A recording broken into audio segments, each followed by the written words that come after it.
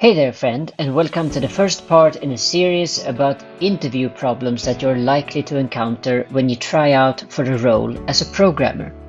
These problems exist because they're very commonplace, and you shouldn't even have to think about what programming language to solve them in. And one thing you should know about this problem is that it's more than just writing the code.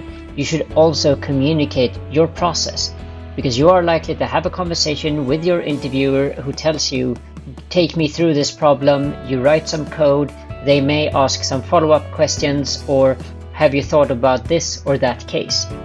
Now let's present the problem. In this first problem we talk about fizzbuzz. This is a very common problem. I've seen this several times. I've even been the interviewer and giving this task to people. So what is fizzbuzz about?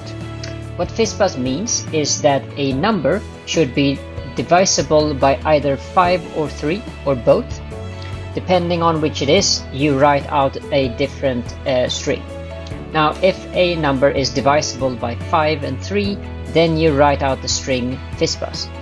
If it's only divisible by 5, then you write out fizz. If it's divisible by 3, then you write out buzz. Now, how do we approach this problem? Well, first off, we need to know what divisible means. When it comes to divisible, what we normally mean is we try to divide something, we try to divide a number. So let's say, for example, we divide 10 by 2, then we get 5 back. But what we need to check out to make sure that something is divisible and don't have a remainder is by using the modular operator. In Python that we have selected for this task, we use the percentage character here that's highlighted. So take a number, divide it by a divider, and make sure that the end result is equal to 0. And that is our way of saying there are no remainders. It is possible to divide this evenly in a way that doesn't produce any remainder. So take the number 6, I divide it by 3, I can do that 2 times and it gives 0 for remainder. But if I take the number 7 and divide that by 3, then I actually get a remainder, because if you look at 7, if you try to remove 3 from it a number of times, you notice you can do that 2 times, but you are left with a remainder of 1. So let's start coding this problem. Here you have a number 5, and our first check here is to check for fizz, and we see that if our modular operator tells us, okay, if we divide this by 5, we don't have a leftover, then we print buzz. Otherwise, we're just going to print the number. So that's great. So at this point, we have solved the first sub-problem, which is to find out how do I check whether I have any remainders. Our second sub-problem is what conditions do I write first? What do I test for first? Because if you look at this problem, you see that it has conditions to test for fizzbuzz, fizz, and buzz. And here we just optimistically started with buzz. Can we actually do that? If we hide this solution and talk about the fact that no, we actually can't. We need to test this in a certain order. So here, if we reveal our second sub-problem and say what condition to test first, the correct answer is that you need to test for both these conditions.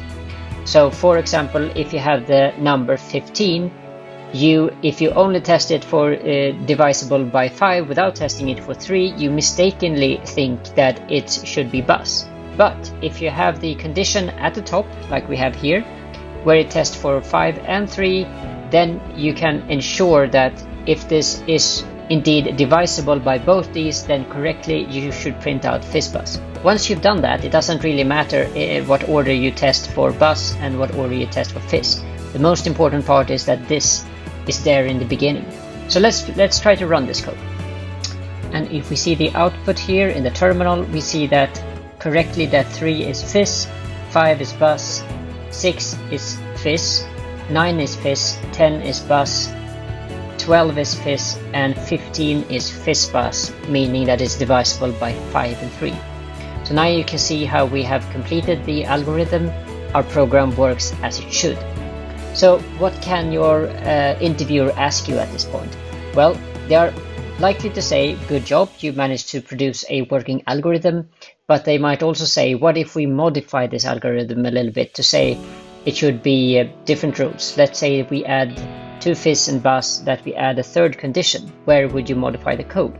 Your immediate answer should be to think a little bit, because that's what the interviewer expects you to do, not answer straight away. But you would go in here on line 18 and you would add that condition, and you would also need to test for that singular condition regardless of what it is, and add that as another condition after fizz. So let's say that you want to test if it's divisible by 2 as well. You would add it like so, and then you would add another condition here and say divisible by 2, and maybe call that, I'm just making stuff up, let's call it toss. So at this point, what we're asking for then in our top condition is divisible by 5, 3, and 2. I forgot a thing. We need to add it here.